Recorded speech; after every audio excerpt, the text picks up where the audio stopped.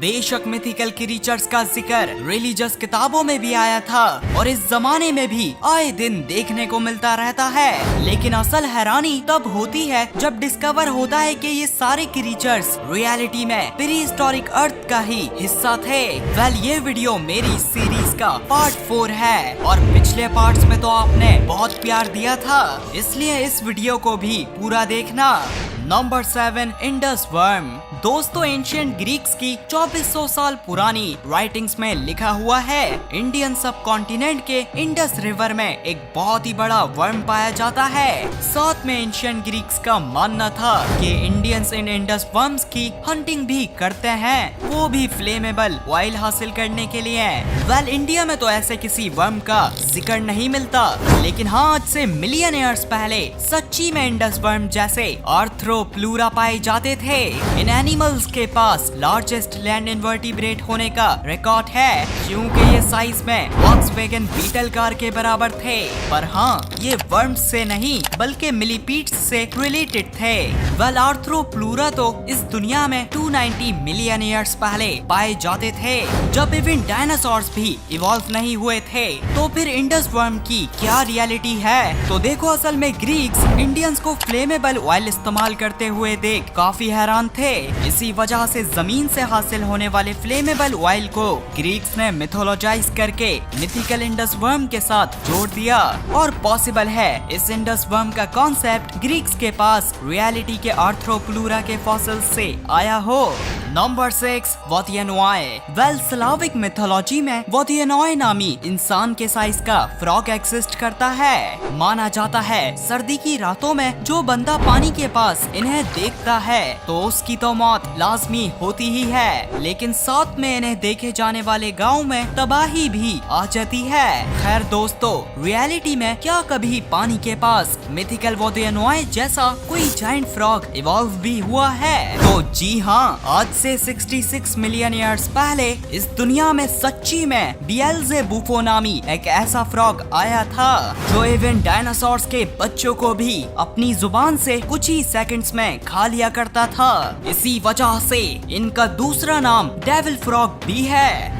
इस दुनिया की हिस्ट्री में इनसे लार्जेस्ट और हैवीएस्ट फ्रॉग्स जैसे एनिमल्स की नस्ल कभी भी इवॉल्व नहीं हुई थी। पर हाँ, ये डायनासोर्स की एक्सटिंक्शन के साथ साथ हमेशा के लिए एक्सटिंक्ट हो गए थे। नंबर 5, एमेले-एंटूका। दोस्तों, अफ्रीका के कॉन्गो रेन फॉरेस्ट का तो आपको मालूम ही होगा। ये इस दुनिया में अमेज़न के बाद दूसरा सबसे बड़ा रेन फॉरेस्ट है, पर ये कहीं गुना अनएक्सप्लोर्ड है अमेज़न रेन फॉरेस्ट के मुकाबले।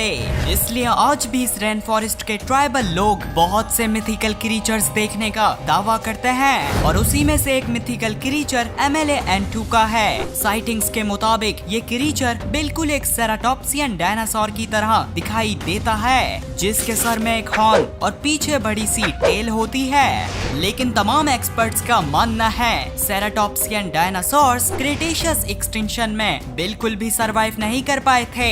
इसलिए मिथिकल एमेले-एंटूका रियलिटी में मॉडर्न राइनोस हो सकते हैं। लेकिन यहाँ एक मसला ये है कि अफ्रीका में जो 2 राइनोसेरस की स्पीशीज पाई जाती हैं, दोनों के सर में 2 हॉर्न्स होते हैं और दोनों की ही टेल छोटी होती है। यही वजह है कि एमेले-एंटूका असल में राइनोसेरस की कोई अनडिस्कवर्ड स्पीशीज है। तो जी हाँ, इसकी वजह यह है कि पहले जमाने में आर्सिनोइथेरियम और मेगासेरोप्स जैसी ना जाने कितनी राइनो जैसे एनिमल्स की नस्लें एग्जिस्ट किया करती थी, और उन्हीं में से एक आज एमेले-एंटूका नाम से कॉन्गो में छुपी हुई है। Number 4, giant vulture.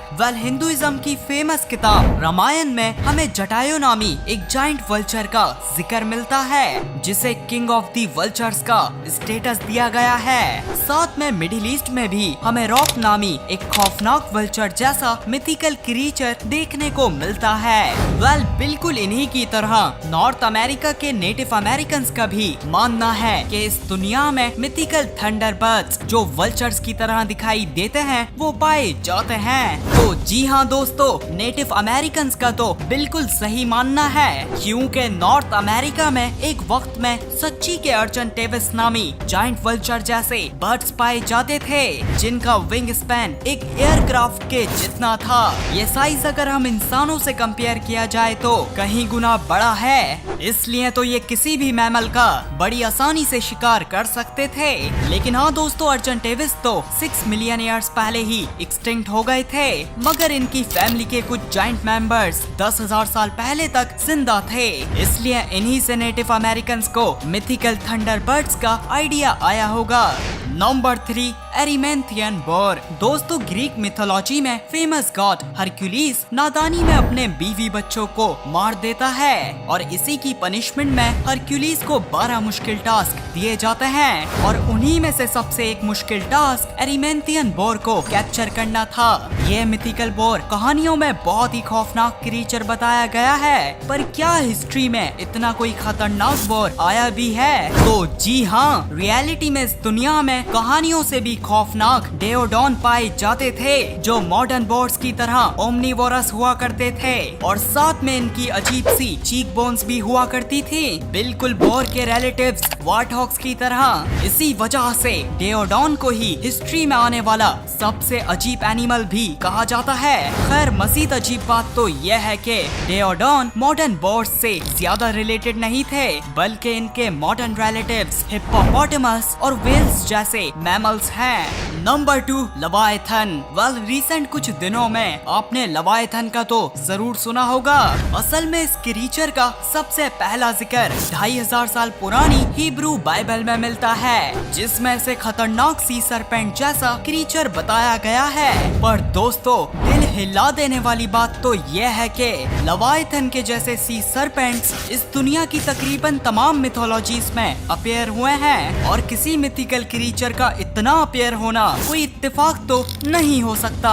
तो जी हाँ, रियलिटी में आज से 50 मिलियन ईयर्स पहले पेलियोफिस कलोसियस नामी लार्जेस्ट सी स्नेक्स पाए जाते थे और इनको अपने जमाने का सी सरपेंट कहना गलत नहीं होगा, क्योंकि इनका साइज 4 सुजुकी एल्टो के जितना था।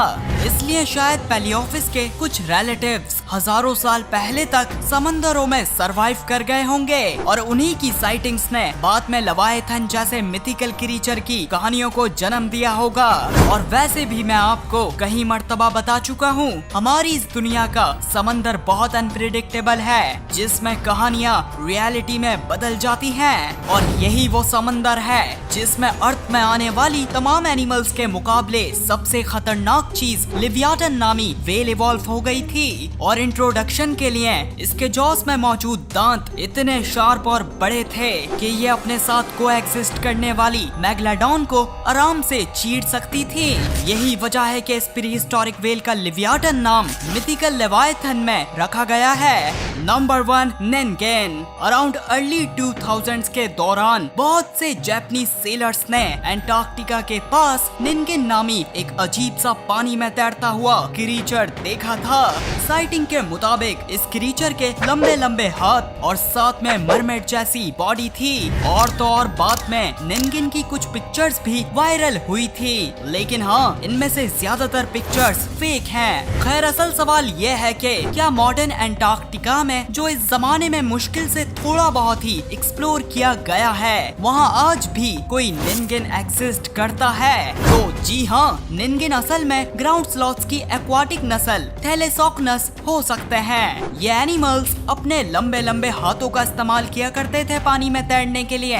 साथ में थैलेसॉक्नस के ज्यादातर फॉसिल्स अर्जेंटीना और चिली से मिले हैं और यही दो कंट्रीज तमाम कंट्रीज के मुकाबले एंटार्क्टिका से सबसे करीब हैं। वेल, साथ में दूसरी पॉसिबिलिटी ये है कि निन्गेन असल में एक्सटिंक्ट हुई शार्क अक्विलो लामना भी हो सकते हैं, क्योंकि इस शार्क के भी लंबे लंबे फिन्स हुआ करते थे पानी में तैरने के लिए और ये काफी हद तक कहानियों के निन्गेन की तरह भी दिखाई देती थी। पर हाँ, फॉसिल एविडेंस बताते हैं अक्विलो लामना 66 मिलियन ईयर्स पहले होने वाली एक्सटिंक्शन में एक्सटिंक्ट हो गई थी। लेकिन दोस्तों, इनका सरवाइव करना कोई बड़ी बात नहीं होगी, क्योंकि आज भी शार्क्स की बहुत सी ऐसी नस्लें हैं जो मिलियन ऑफ ईयर्स से इस दुनिया में सरवाइव कर रही हैं।